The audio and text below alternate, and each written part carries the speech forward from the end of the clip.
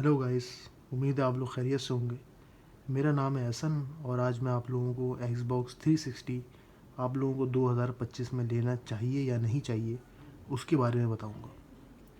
देखिए, मेरी पिछली वीडियो के अंदर भी मैंने जो ये बात आप लोगों से की थी कि पीसी वर्सेस कंसोल, तो उसको भी मैंने डिवाइड किया था पार्ट्स में। तो इस वीडियो को भी हम लोग कुछ पॉइंट्स में डिवाइड कर लेंगे कि क्या चीज़ फ़ायदेमंद है और क्या चीज़ नुकसानदेह है Xbox 360 लेने में। तो देखिए, पहला फ़ायदा तो अगर आपको मैं बताऊं तो पहला फ़ायदा तो आपका ये है कि Xbox 360 अगर आप लोग मिड रेंज गेमर हैं, आप लोगों ने कभी भी गेमिंग नहीं की या आप लोगों का फर्स्ट स्टेप है गेमिंग की तरफ, तो ये आप लोगों के लिए बड़े ज़बरदस्त चॉइस है क्योंकि इसके अंदर ट्रिपल ए टाइटल्स हैं और बहुत ज़बरदस्त ग्राफिक के टाइटल्स भी हैं। जैसे कि अगर हम बात करें GTA 5, मैं आपको कुछ नाम ले लेता हूँ। क्रिकेट की बात करें तो डॉन ब्रैडमैन क्रिकेट 14 बहुत ज़बरदस्त ग्राफिक है। हत्ता कि क्रिकेट 19 और क्रिकेट 22 की ग्राफिक्स भी उसको बीट नहीं कर पा रही है।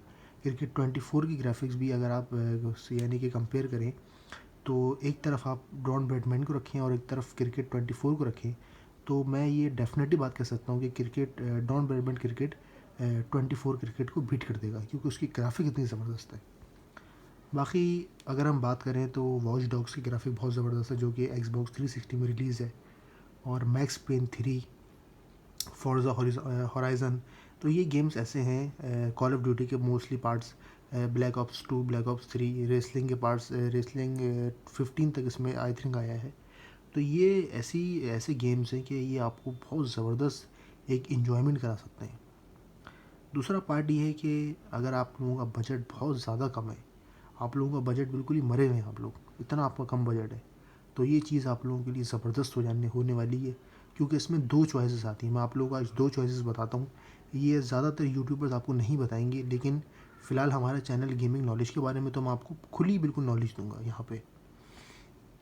देखिए, अगर आपका बजट ऐसा है कि आपका बजट है 7,000 रुपये से लेकर 10,000 रुपये तक का, अब आप लोग ये सोचेंगे कि 10,000 रुपये में Xbox 360 कहाँ से आएगा, लेकिन वो चीज़ मैं आपको यहाँ बताने वाला हूँ कि Xbox 360 के दो मॉडल्स होते हैं। एक होता है जे टैक, एक होता है नॉन जे टैक। जे टैक जो है वो आपको 20,000 से लेके 25,000 के दरमियान में वेरी करता है। अब उसमें मॉडल्स आ जाते हैं फैट, स्लिम और अल्ट्रा स्लिम।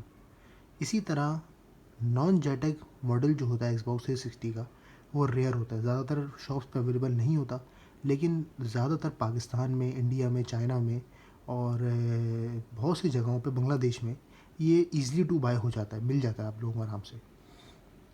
तो ये है कि ये बहुत प्राइजेस में कम होता है।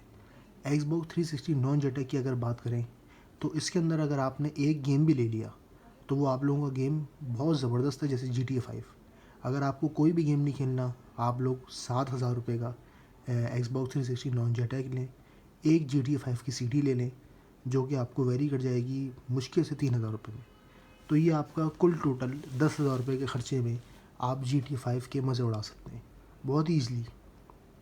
अच्छा, इसके अलावा अगर हम बात करें, उसमें उस सीडी को कुछ टाइम बाद में आपने खेल लिया, आपने मिशंस कंप्लीट कर लिए, उस टाइम बाद आप फिर आप उस सीडी को सेल भी कर सकते हैं बहुत ही ईजिली। आप ओलेक्स पे डालें और उसको आराम से सेल कर सकते हैं।